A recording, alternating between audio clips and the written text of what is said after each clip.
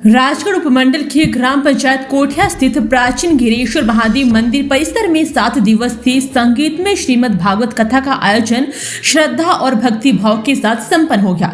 22 फरवरी से 1 मार्च 2026 तक आयोजित इस धार्मिक महायज्ञ में क्षेत्र भर से बड़ी संख्या में श्रद्धालुओं ने भाग लेकर धर्म लाभ प्राप्त किया। कार्यक्रम का शुभारंभ 22 फरवरी को भव्य कलश यात्रा के साथ हुआ। पूरे सप्ताह मंदिर परिसर भक्ति, श्रद्धा और आध्यात्मिक ऊर्जा से सराबोर रहा। प्रतिदिन प्रातः पूजन, हवन और नित्य पाठ के उपरांत दोपहर में कथा प्रवचन आयोजित किए गए, जबकि सायंकाल भजन कीर्तन और विशाल भंडारे में श्रद्धालुओं ने उत्साहपूर्वक सहभागिता दिखाई।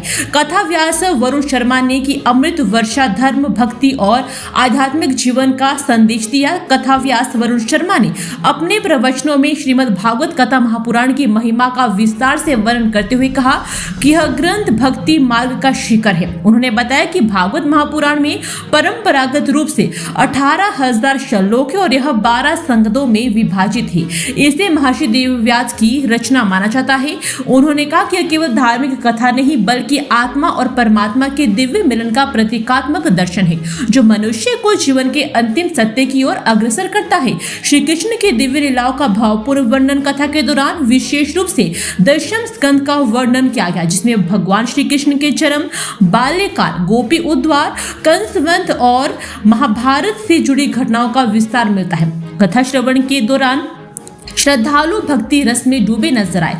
नवधा भक्ति और जीवन का संदेश। कथा वचक है नवधा भक्ति, श्रवण, कीर्तन, स्मरण, बाद सेवन, अर्चन, वंदन, दास्ते, सख्य और आत्म निवेदन का उल्लेख करते हुए बताया कि इन 9 मार्गों के माध्यम से साधक ईश्वर से सीधा संबंध स्थापित कर सकता है। राजा परीक्षित और सुखदेव जी के संवाद का उल्लेख करते हुए उन्होंने कहा कि जीवन का अंतिम लक्ष्य ईश्वर स्मरण और आत्मज्ञान है। मृत्यु से पूर्व 7 दिनों तक कथा श्रवण का प्रसंग हमें जीवन के वास्तविक उद्देश्य का बोध कराता है।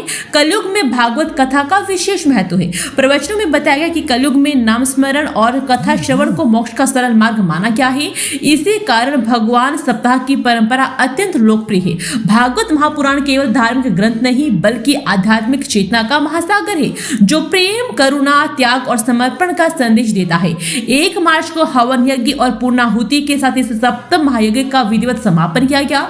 इसके उपरांत विशाल भंडारे का भी आयोजन हुआ, जिसमें सैकड़ों श्रद्धालुओं ने प्रसाद ग्रहण किया। आयोजन समिति एवं ग्रामवासियों ने कार्यक्रम की सफलता के लिए सभी ग्रामवासियों ने कार्यक्रम की दानदाताओं, सहयोगियों और श्रद्धालुओं का आभार व्यक्त किया है।